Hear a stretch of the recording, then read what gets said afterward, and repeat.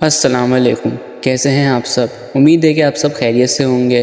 آج جو کہانی میں آپ لوگوں کو سنانے جا رہا ہوں، یہ کہانی میری باقی کہانیوں کی طرح ایک حقیقی واقعہ ہے۔ یہ کہانی میں نے اپنے کسی قریبی دوست سے سنی تھی جو کہ اس کے ساتھ کچھ سال پہلے پیش آئی تھی۔ اس کے مطابق آج سے تقریباً 10 سال پرانی بات ہے، جب ہم لوگ سیال کوٹ میں رہتے تھے۔ جس گھر میں ہم رہتے تھے، یہ گھر ہم نے رینٹ پر لیا ہوا تھا، اور مالک مکان بہت بری نیچر کا بندہ تھا۔ ہر ماہ رینٹ بڑھا دیتا تھا، اور جب رینٹ بڑھانے کی وجہ پوچھو تو یہ لڑنا جھگڑنا شروع کر دیتا تھا۔ اب تو ابو بھی اس کے ایٹیٹیوڈ سے پریشان ہو گئے تھے، لہٰذا ابو اور بڑے بھائیوں نے گھر ڈھونڈنا شروع کر دیا۔ ہم نے ایک دوسرا بڑا گھر دیکھا، اس کے اندر ایک درخت بھی لگا ہوا تھا اور اس کا رینٹ بھی کم تھا۔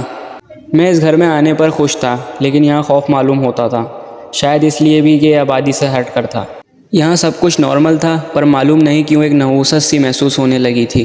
میں اس بات کو لے کر کچھ گھبرا رہا تھا، ایک ڈر سا محسوس ہو رہا تھا۔ اس گھر کو دیکھ کر اوپر سے صحن میں ایک برگد کا درخت بھی لگا ہوا تھا جو دیکھنے میں بے حد پرانا تھا۔ میرے بڑے بھائی نے یہ بات والد صاحب کو بولی۔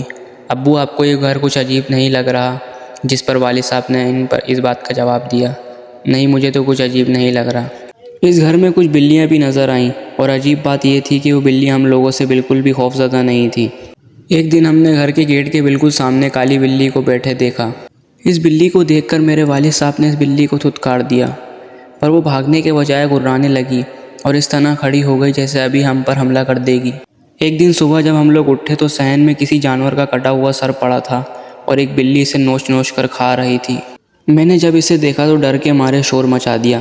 عجیب بات تو یہ تھی کہ وہ بلی اس شور کے باوجود بھی وہاں سے نہیں بھاگی، جیسے اس سے کوئی فرق ہی نہیں پڑا۔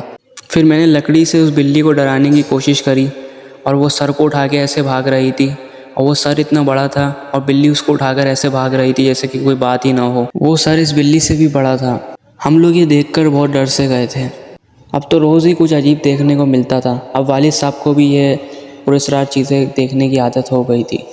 سچ بتاؤں تو اب شاید ہمیں بھی ان چیزوں کی عادت سی ہو گئی تھی۔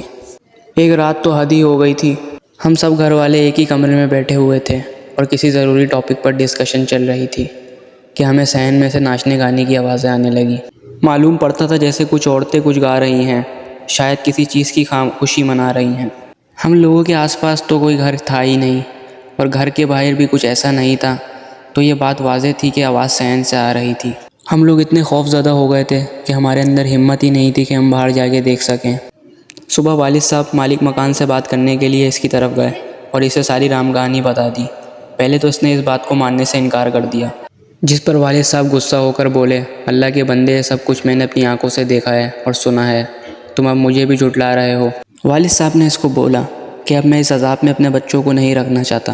والد صاحب کی لمبی چوڑی داستان سن کر اس کے منہ سے بھی سچ نکل گیا۔ اس نے بتایا کہ جو بھی اس گھر میں آتا ہے زیادہ وقت نہیں رکتا، پر وہاں جو بھی ہے کسی کو کچھ نقصان نہیں پہنچاتا۔ آپ کو میں نے یہ گھر اس لیے کم پیسوں پر رینٹ پر دیا تھا۔ ابھی اس نے اتنا ہی بولا تھا کہ والد صاحب نے اسے 2-3 سنا دی اور واپس آ گئے۔ جب وہ گھر پہنچے تو والدہ گھر سے باہر کھڑی تھیں۔ وہ بہت ڈری ہوئی تھی۔ معلوم کرنے پر انہوں نے بتایا، میں نے صفائی کے دوران برآمدے میں ایک آدمی کو دیکھا تھا، اس کے ماتھے پر ایک عجیب سا نشان لگا ہوا تھا۔ وہ آدمی دیکھنے میں بے حد خوفناک تھا، اس کی ایک آنکھ نہیں تھی۔ والد صاحب نے امی کو کسی طرح بلایا اور گھر لے آئے۔ تھوڑے دن بعد ہم نے دوسرا گھر لیا اور اس منحوس گھر سے جان چھوٹی۔ یہ ایک سچا واقعہ تھا جو ہمارے بہت اچھے دوست نے ہمارے ساتھ شیئر کیا۔ ایسے مزید واقعے سننے کے لیے ہمارے چینل کو ضرور سبسکرائب کریں اور ساتھ ساتھ بیل آئیکن کو بھی دبا دیں تاکہ میری آنے والی ہر ایک ہارر سٹوری، ہر ایک سچا واقعہ آپ تک پہنچ سکے۔ اپنی رائے کا کمنٹ باکس میں ضرور اظہار کریں۔ ملتے ہیں اگلے ہارر سٹوری میں، جب تک کے لیے اللہ حافظ۔